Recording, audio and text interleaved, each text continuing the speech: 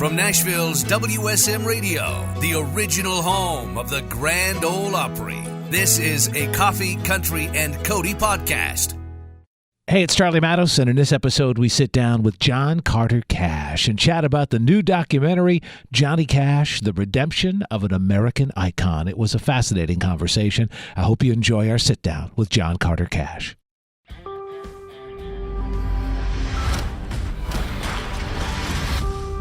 Hello, I'm Johnny Cash. Johnny told me I'm my happiest when I'm performing. But sometimes Cash gets into trouble. You know, he's the kind of guy, walked into a room, everybody turned around. Because Johnny Cash was Johnny Cash. There was not one person that didn't respect Johnny Cash. He sort of lived in his own atmosphere. His unapologetic attitude, that's what made Johnny Cash cool. He was my hero for all the right reasons and all the wrong reasons. Welcome, John Carter Cash. Yes. And The Redemption of an American Icon, the documentary on your dad, which is in theaters only December 5th, 6th, and 7th. Yes. All around America, as a matter of fact. It's in many theaters. I checked Miami, Florida the other day, and it's going to be on down there, so everywhere. The untold story of how the man in black saw the light, and you said, you guys need to see this, it's good, and then you paused and you said, this was off the air just moments ago, you said, it's different. It's different. How is it different? It truly is. Well, I mean, I think a lot of, it was sometimes a side note or a footnote, and he found his faith and he came back up in life, where he got better from his struggles that he was going through. But it, to me, it shows a defining line throughout his life, of his faith from the very beginning. That's the way he connected with music, was through gospel music, through church, and that would have been back home in Dice, Arkansas. With his family in the fields, all the way through to the end of his life. And one thing about my father is just the way that he was made up. Was that he never, even though he lost his brother when he was a boy, lost my mother towards the end of his life, he never cursed God. He always carried grace with him wherever he went, and he had that strength, he had that beauty within him, and I think this is evident in this film, and it's also wonderful to see, such a wide range of people that were interviewed that he had a great influence on. Oh, we saw just a handful of them, from Alice Cooper to Tim McGraw to Marty Stewart, just in a brief moment. All across the board, but he was kind, and my father was defined by his love for his family and by his faith, and by the fact that he failed. He also offered a lot of help to people who were also struggling and went through the same kind of struggles that he went through. And he allowed himself to be used as a tool by God. And he truly did, and that's who he was. That truly was. He was a good father, and he was also focused as a Christian. How did his brother die? Recount for people who don't know that story. Yeah, Jack died. My father was 12 years old. I think it would have been 1942. God, I say that now. Hopefully, didn't make a mistake. But Jack died in an accident. He was working at a sawmill, and there was an accident with a saw, and it cut him open. And he actually lived for a number of days, and probably now, if the same injury would have happened today, Jack probably would have lived, but at the time, with the infection that set in, after a few days, he didn't make it. And Jack was his best friend. My father was 12, Jack was 14. They lived in the same room together. They fished together. Jack just aspired to be a pastor, and my father aspired to sing. And my father also, all through his life, he said that when he dreamed that Jack aged with him. Jack wasn't 14 forever in his dreams. When he came to him in his dreams, if my father was 50, Jack was 52. And so there's lots of ways I think that he was beside him through his life, and always the things that he said to him when he was young stayed with him, so there is grace in that. Isn't it amazing at that age how somebody 14, when you're 12, seems like so much older, so much more mature. It's hero worship is what it is. What did he share with you about that moment in his life when he lost Jack? Oh gosh, You know, I mean, as you were coming up. I think one thing that he got from that was an early understanding that we have the opportunity to show love now, only now. We don't have tomorrow. Yesterday's gone. That our opportunity to share love is now. And you know, but because he looked back and if you start picking apart your past, you can find places to regret. Oh, I wish I would have. I should have been closer if I'd only called them, you know. And so that gave him an early awareness of that. And also, even though he felt like he fell short in many different ways, and I do also, it gives us an accepting understanding, you know, that we give the love that we possibly can, and everything that we can, when we encounter it, when we get the opportunity. Because I can share kindness, or my father said it. He said I can choose love or I can choose hate, and I choose love.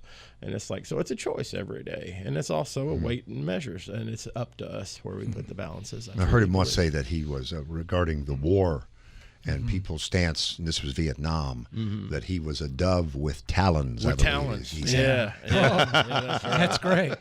Yeah, I think he might have said that in either in an interview or maybe to the president of the United States at the time. I'm not sure.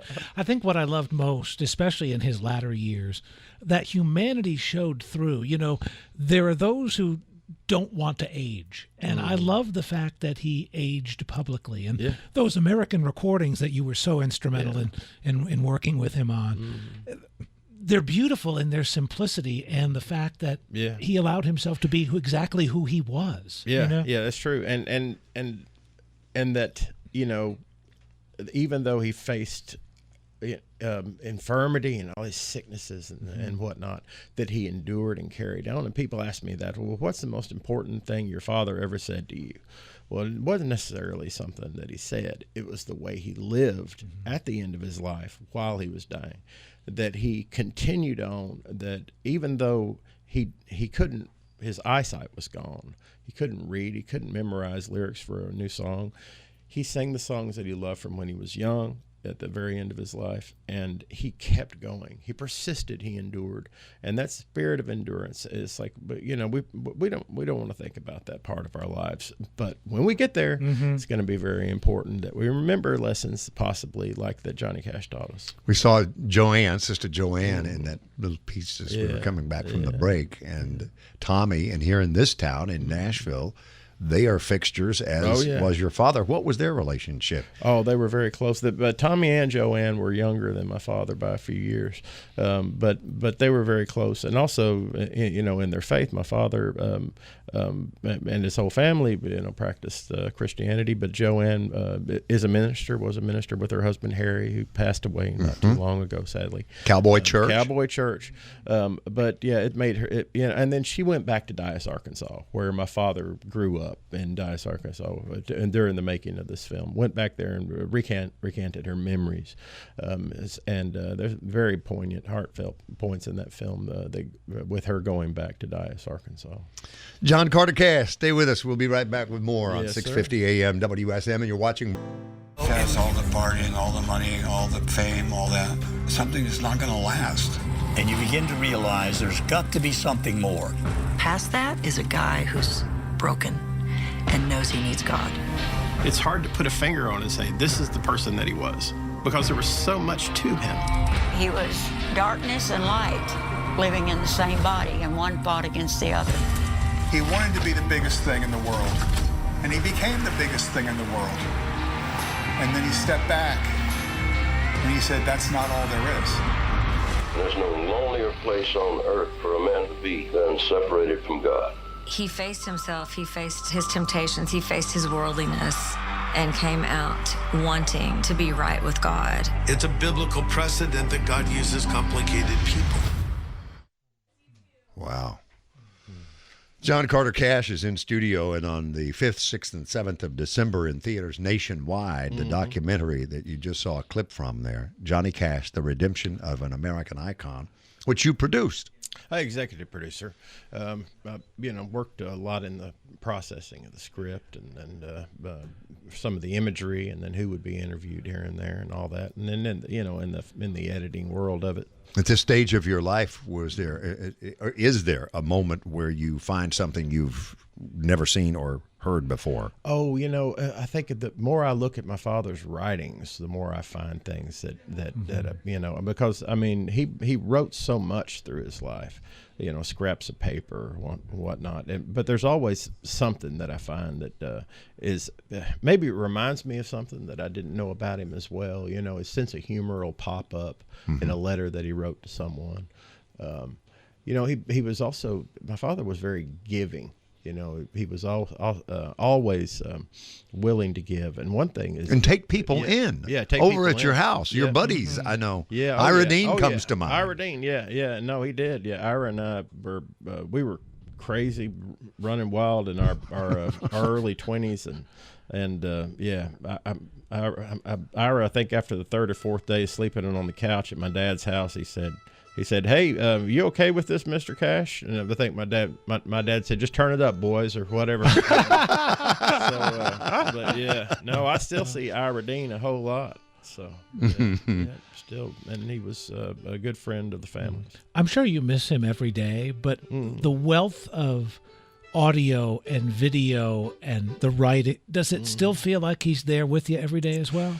Well, my father saw a separation, I think, between family and person John Cash and then the Cash legacy, and I think I sort of go on hand in hand with it, and I'm reminded of my father every day. I talk about his life most every day, or there's somebody who wants to know something about my dad or have a deeper understanding of him. But I see a separation. I don't get to see my dad, but still I see my father on the screen, or somebody's interested, excited. Sometimes there's someone who wants to tell a story about my dad, that from a younger part of their life or whatnot. And had a chance to talk to a lady yesterday named Brenda that was just wonderful to talk to her about her life and her connection with my father. So it comes and goes, and then there's the kid out there who's suffering, who's struggling, who's trying to make it in life, or is so depressed they can barely make it one day to the next, and he hears a song that my father wrote, and then he reads something my dad said, and then he comes to me online and he says, "Hey, if it wasn't for your dad, I wouldn't be here today." And so, that kind of stuff is pretty important. It really is. And so there's a lot of roses out there together. There's a lot of flowers to glean, and a lot of understanding to be had by looking at my dad's life. I'd be remiss if I didn't bring this up. As a dad, you got to bring a couple of the little kiddos on the Grand Ole Opry stage a few months ago with John McEwen. That'll be memories to look back on someday. And actually, I'm going to be there this weekend, I think, doing something else with John. So excited about that, and the Dirt Band. So it should be a lot of fun. How does your mom figure in this film? Oh, my mother was my father's companion, his partner on the road, his true love, and it's very evident, and all through my dad's life, my mother was a constant. He watched her he heard her on the radio shows when he was a boy. He saw her backstage at the Grand Ole Opry the first time he went there.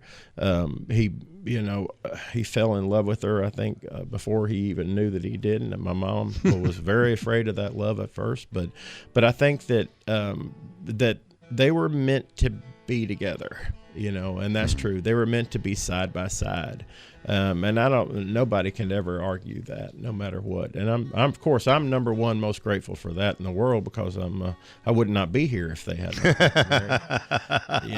A really common question I get is, "What do you think about that movie that I Walk the Line?" And I'm just like, well, I'm really glad that the movie focuses on my mother and father's relationship, because I would not be walking here if it hadn't have been. So we talk about the spiritual common thread throughout this documentary film, The Redemption of an American Icon, Johnny Cash.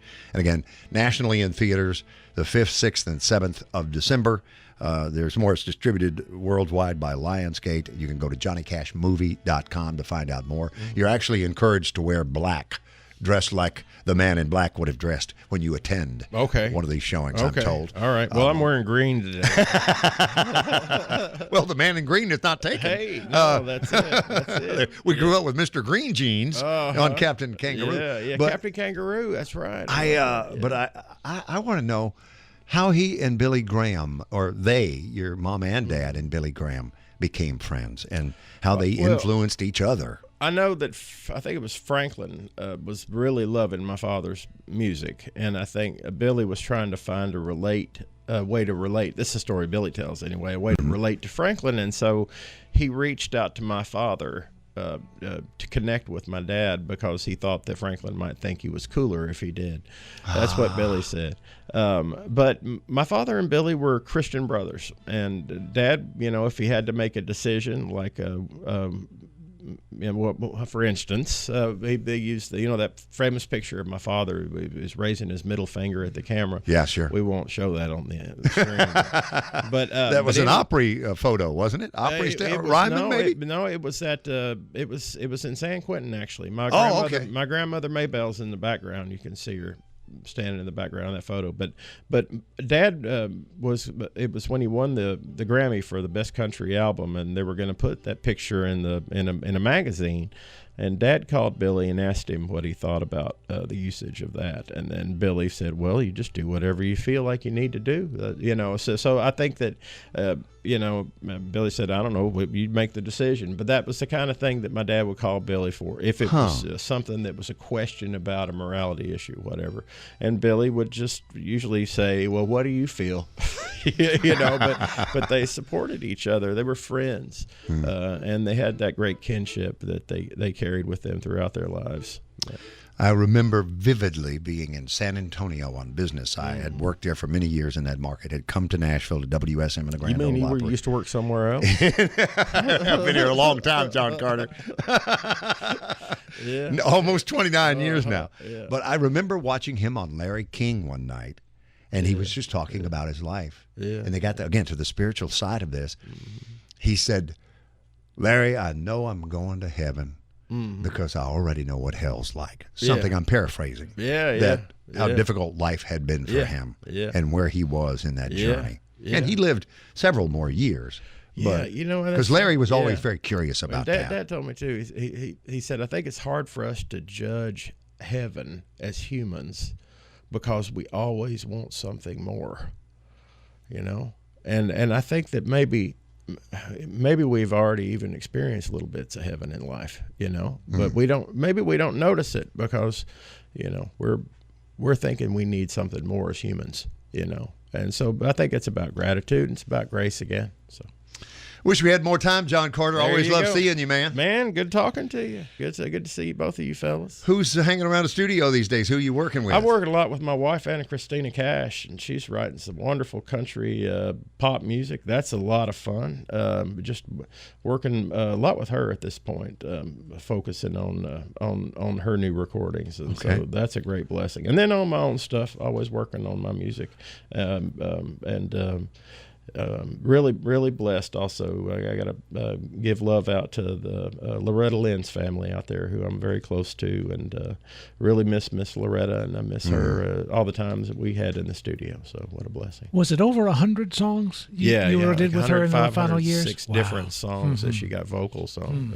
So she throughout with Patsy, her daughter and I that produced, with Loretta in the last 15 years of her life. If you're looking to hire a down-and-out mandolin player, who would be? Who comes up first? I don't. Does he play fiddle too? Because what I don't understand are mandolin players who don't say they don't play the fiddle. But I don't think I saw that fellow that walked through here with the fiddle today. I think he's planning on playing the mandolin. Sam Bush is on the way here on Coffee, Country, and Cody. John Carter and Johnny Cash as executive producer. The Redemption of an American Icon. In theaters nationally, December 5th, 6th, and 7th. It's a must-see, celebrating a voice that's unforgettable and a faith that's unshakable. Reserve your seats today. JohnnyCashMovie.com. Thank you, John Carter. Thank you. Comes around. Hear the trumpets, hear the piper. Thanks for listening to the Coffee, Country, and Cody podcast. Make sure to subscribe so you never miss an episode. And please leave us a 5-star review. This podcast was produced through the facilities of WSM Radio in Nashville, Tennessee. The hosts of Coffee, Country, and Cody are Bill Cody, Charlie Matos, and Kelly Sutton. Producer Eric Markham. WSM General Manager and Director of Content and Programming, J. Patrick Tittle. Copyright 2022, Opry Entertainment Group Holdings, LLC.